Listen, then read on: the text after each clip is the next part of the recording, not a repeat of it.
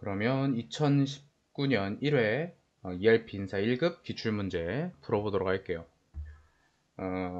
다음 중 ERP 도입의 최종 목적으로 가장 적합한 것은 무엇인가? 이렇게 나와 있죠. 우리 이거 되게 많이 했었어요. 그쵸? ERP 도입의 최종 목적은 고객 만족과 이윤 극대화라고 설명을 해드렸죠. 네, 요거 설명드렸어요. 그쵸? 그래서 1번의 답은 3번이 됩니다. 그 다음 2번. BPR이 필요한 이유로 가장 적절하지 않은 것은 이렇게 돼 있어요. BPR이라는 건 이제 경영 환경의 변화, 그리고 이제 조직의 복잡성이 증대화, 그리고 효율성 저하에 대해서 이제 대응 방안을 모색하는 이런 것들에 의해서 이제 필요하다라고 생각을 하시면 되는데, 지금 문제를 봤을 때 딱 보이는 게 있죠. 정보 보호를 위해서 닫혀있는 업무 환경. 우리가 지금 이제 개방적으로 가려고 하는데 닫혀있는 업무 환경. 요런 거는 이제 ERP, BPR이랑 관련이 없겠죠. 그래서 2번의 답은 4번이 되겠습니다. 3번 문제 볼게요. 다음 중 ERP 선택 및 사용 시 유의점으로 가장 옳지 않은 것은 무엇인가? 이렇게 나와 있습니다. 우리 요 문제 되게 많이 봤죠. 요 중에서 지금 가장 눈에 띄는 거 4번이 되겠습니다. 현재 시점에 기업 비즈니스 프로세스를 그대로 유지할 수 있는 패키지를 선택해야 된다 라고 했는데, 현재 사용하고 있는 프로세스, 프로그램을 그대로 유지할 필요는 없다라고 했어요. 하지만 우리가 만약에 뭐 회계 쪽을 하고 있다, 또는 인사 쪽을 하고 있다, 뭐 생산 쪽을 하고 있다, 물류 쪽을 하고 있다, 여기에 맞는 프로세스는 필요하다라고 설명을 해드렸습니다. 그래서 요거를 잘 비교해서 분석을 하셔야 돼요. 그래서 3번의 답은 4번이 되겠습니다. 4번 문제 보도록 할게요. ERP 구축 절차 중에 구현 단계에서 수행할 내용으로 가장 적절하지 않은 것, 이렇게 나와 있죠. 여기서 이제 구현 단계라는 건 가장 마지막 단계인데, 여기서 속하지 않는 거 3번이 되겠습니다. 3번은 설계 단계, 맞죠? 저 커스터마이징은 설계 단계일 겁니다. 그래서 4번의 답은 3번이 되겠습니다. 5번 문제. ERP에 대한 설명으로 가장 적절하지 않은 것, 이렇게 문제가 나온 것 같아요. 가장 적절하지 않은 것, ERP는 기능 및 일 중심의 업무 처리 방식을 취하고 있다. 이게 제일 잘못된 오답이라 그랬죠. 기능 및 일 중심이 아니고 프로세스 중심, 그리고 전체 업무의 최적화를 목표로 하는 게 ERP다 라고 했습니다. 다시, 프로세스 중심이고 전체 업무의 최적화를 목표로 한다. 요게 키포인트다 라고 말씀드렸습니다. 그래서 5번의 답은 1번이 되겠습니다. 그 다음 6번.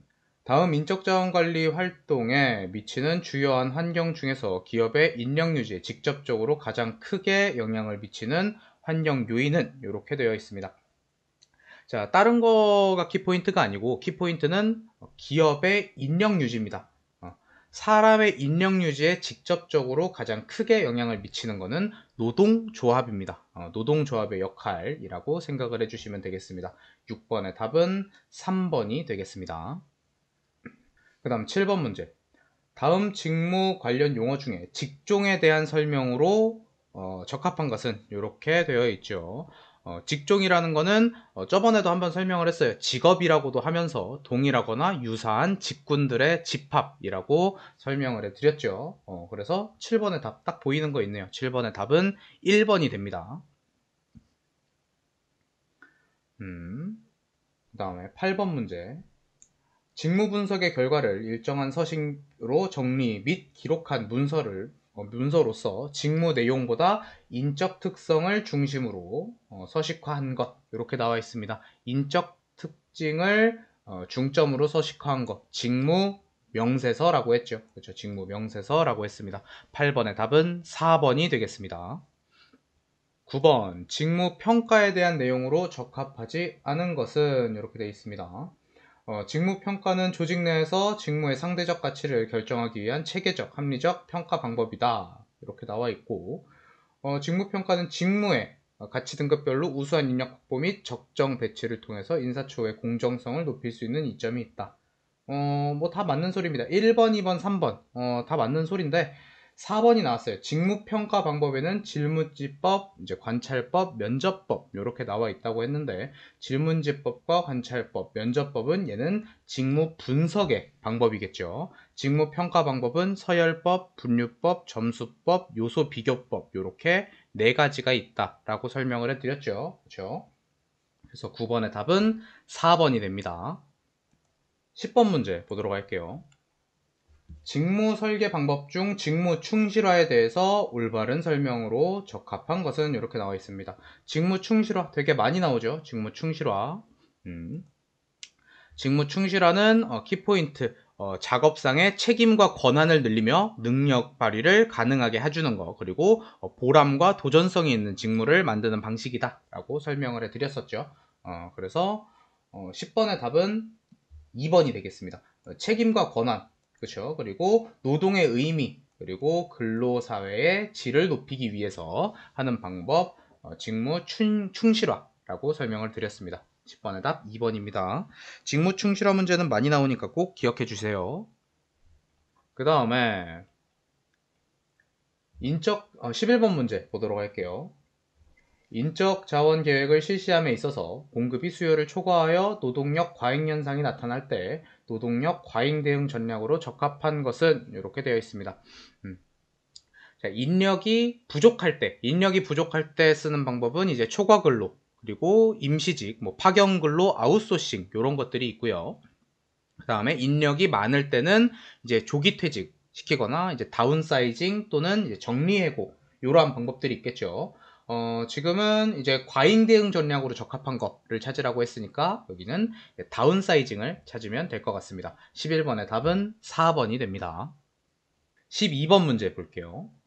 선발에 대한 설명으로 적합하지 않은 것은 이렇게 되어 있습니다.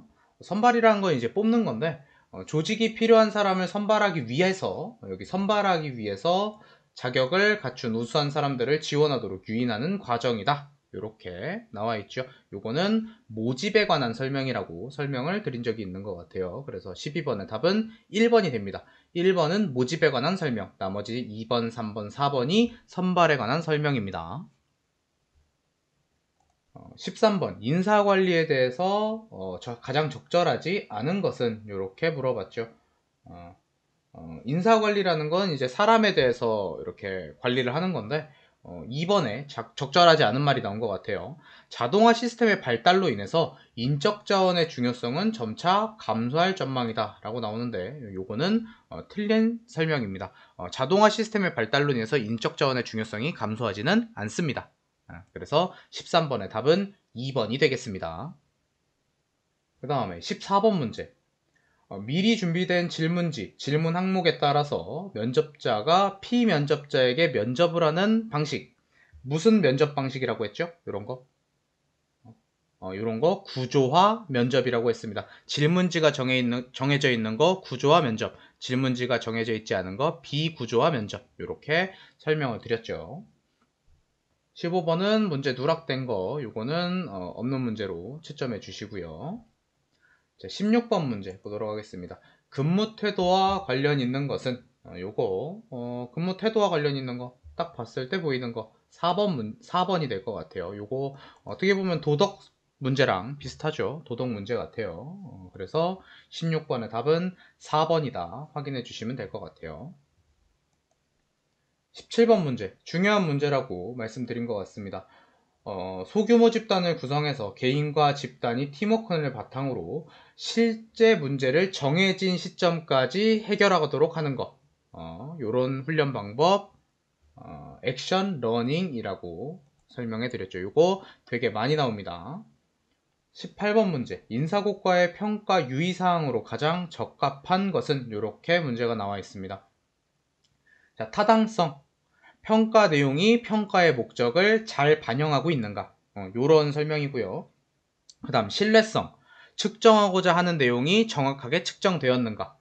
그 다음에 수용성, 피평가자들이 평가 결과와 활용 목적에 동의하는가.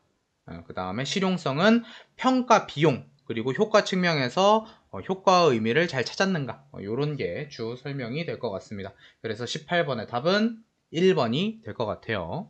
그 다음에 레윈 요것도 저번에 한번 설명해 드렸죠. 레빈의 3단계, 르윈의 행동변화 3단계라고도 한다 그랬어요. 요거 3단계, 첫 번째 해빙, 두 번째 이동, 세 번째 재결빙이다 라고 설명을 해 드렸죠.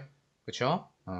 지금 이제 고정관념을 탈피하고 개방적으로 새로운 관점을 수용하려고 하는 단계, 요런 단계 이제 해빙 단계라고 했습니다. 그래서 19번의 답 1번이 되겠습니다. 그 다음 20번 보도록 할게요. 현재까지 직업상 어떤 일을 해오거나 어떤 직위, 직책을 맡아온 경험 또는 그 내용을 말한다. 그리고 평생 동안 가지게 되는 경험의 과정을 뜻하는 건다. 뭐 이렇게 나와 있죠. 이런 것들 경력이라고 한다고 설명드렸습니다. 20번의 답 경력이 되겠습니다.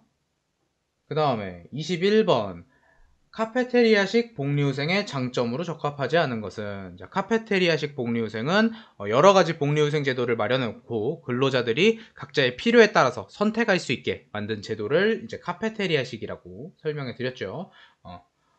카페테리아식은 여러가지를 마련해놨기 때문에 사람마다 개별적으로 관리를 해야 돼요. 그렇죠? 그래서 프로그램의 관리가 굉장히 복잡한 방법이다 라고 설명을 해드렸습니다. 그렇죠? 그래서 21번의 답은 4번이 되겠습니다.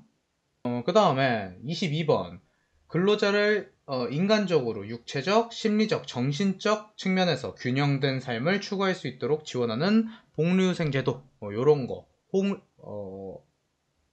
거가 이제 홀리스틱이라고 설명해 드렸죠. 요런 거 이제 홀리스틱 복리후생 제도라고 말씀드렸습니다.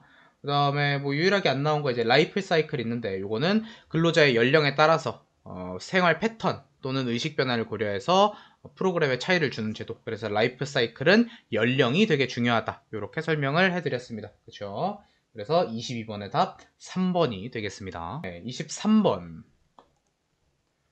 사회 4대 보험이 있으나 요거에 대한 설명으로 적합하지 않은 것은 이렇게 나와 있습니다. 4대 보험. 우리 그 기출문제 풀 때 되게 많이 나오죠. 몇몇 제외 대상이 있으나 국내 거주 18세 이상 60세 미만은 국민연금 의무 가입 대상이다 라고 되어 있습니다. 요거 맞는 설명이다 라고 했죠. 요거 나이는 국민연금 나이는 외워달라고 했고요. 그 다음에 1개월 미만의 기간 동안 고용되는 일용 근로자는 건강보험 직장 가입 대상자가 아니다. 네, 요것도 맞는 설명입니다.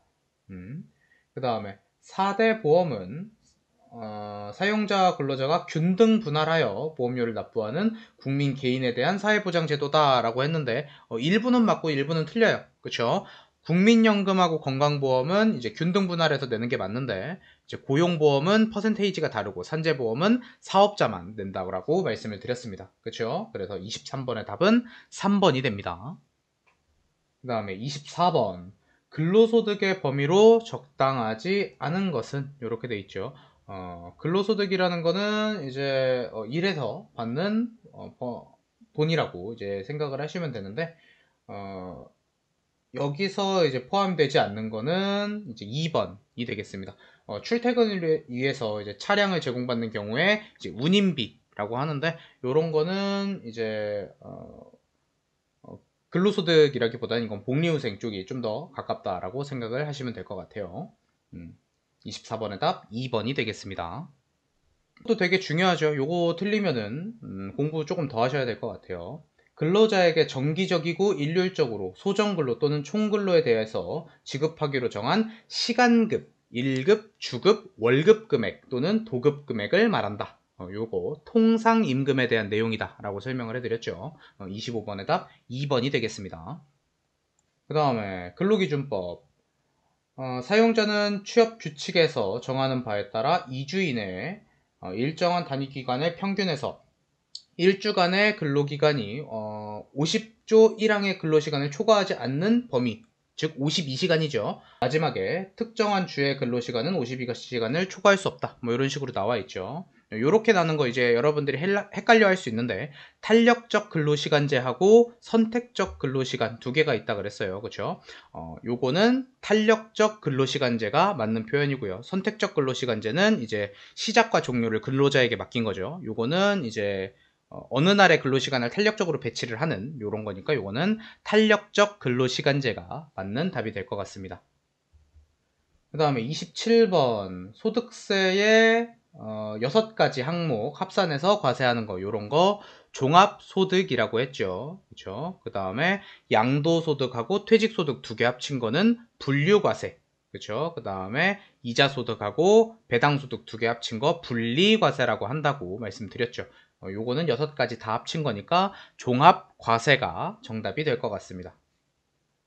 자, 다음 중 노동조합의 일반적인 형태로 적합하지 않은 것은, 노동조합의 일반적인 형태는 직업별, 그리고 산업별, 기업별 이렇게 있다고 설명을 해드렸습니다. 지역별 노동조합은 없죠. 그렇죠? 그래서 28번의 답 3번이 되겠습니다. 그 다음에 29번 단체의 유형 중에서 전국 단위 또는 지역 단위의 산업별, 직업별 노동조합 대표와 이에 대응하는 사용자 단체 대표 사이에 이루어지는 단체 교섭 방식, 이렇게 나와 있죠. 말이 좀 어려울 것 같아요. 그래도 여러 번 읽어보고 풀어보시면 될 것 같아요. 29번의 답 3번이 되겠습니다. 다음 30번. 요것도 요즘 자주 나오는 문제라고 했죠. 노동조합의 조합비 납부 의무를 수행하도록 해주는 제도. 어디가 제일 중요하냐면은 급여를 계산할 때 미리 공제해서 사용자 층에서 조합에게 인도해주는 것.